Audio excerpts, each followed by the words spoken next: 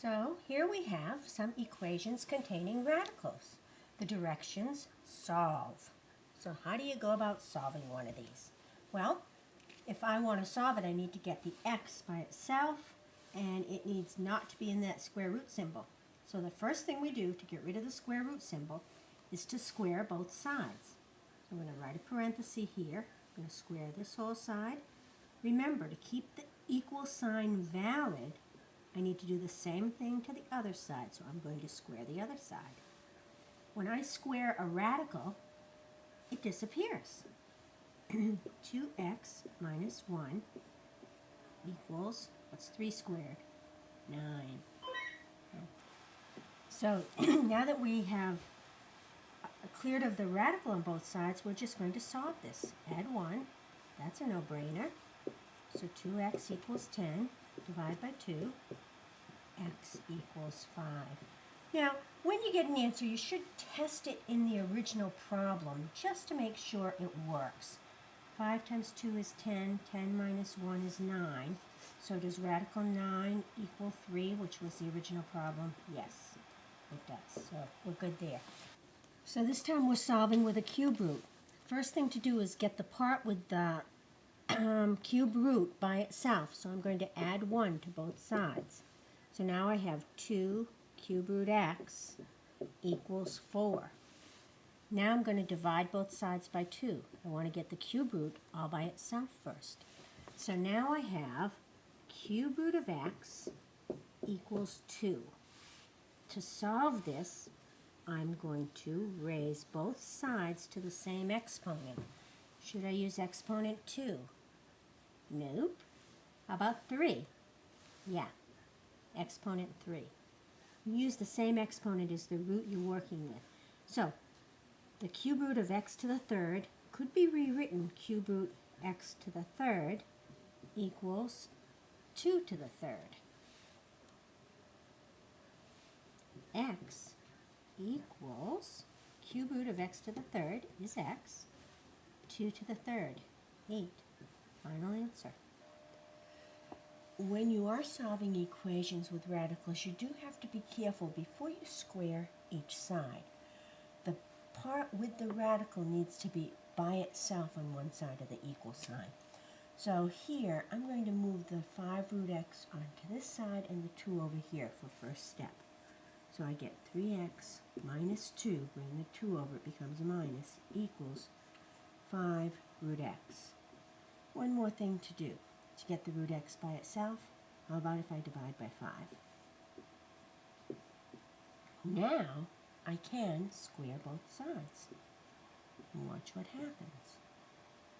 That's gone now. When I square this, I get x. When I square this, I get 25 on the bottom. And I have to square the top.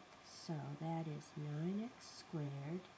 Middle term, 2 times 3 is 6 times 2 minus 12x plus 4. Let's multiply both sides by 25. 9x squared minus 12x plus 4 equals 25x. Let's get everything on the same side. Subtract 25x. So what do we got now? Let's write it over here. 9x squared minus 37x. My arithmetic is right. Oh, no squared there. Plus 4 equals 0. Now that's a little tricky to factor because of course you know there's 2 possibilities for the 9x squared. 9x and 1x, and also 3x and 3x. I always put both to get started. I'm going to start here because we have a pretty big number in the middle. So factors of 4, I could do 2 and 2, 4 and 1, but 4 times 9 is 36, so we're going to try that. 4 and 1, both minuses. 4 times 9 is 36, plus 1. Oh, got a good answer the first try. I like that one. All right, so if I solve this, 9x minus 1 equals 0, x equals 1/9. solve this one. X minus 4 equals 0. I get x equals 4. Now, these both could be answers to the equation. I say could. Remember, you have to go back to the beginning and test. And when you do that, 3 times 1/9 is a third, minus 5, and root 1/9 is 1 over 3 equals 2. Not likely. Okay, so 1/9 didn't work. Let's hope the 4 does. 3 times 4 is 12. Minus 5 times root 4. Root 4 is 2. 5 times 2 is 10 equals 2. 12 minus 10 is 2 equals 2, so that one does work. Okay, here's another problem. Solve. Radicals on both sides, so I can't possibly isolate the radical by itself. So I deal with one of them's isolated, and usually if you have two, isolate the more difficult one. And now we'll square both sides, so the process is the same. I'm going to have to do this process twice though. Watch what happens here. Radical disappears.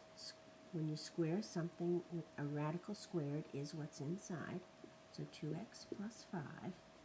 When I square this side, 2 root 2x squared ends up being 4 times 2x, so we got 8x there. Square 2 root 2x times 1 is 2 root 2x times that by 2, so I get 4 root 2x plus 1. Now I still have a radical, I have to isolate it.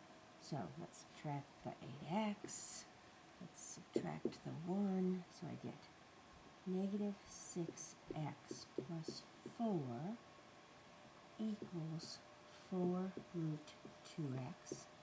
Let's divide by 4. So now I have root 2x here. I'm going to reduce this. I get negative 3x plus 2 over 2. Now I'm going to square both sides to get rid of the radical.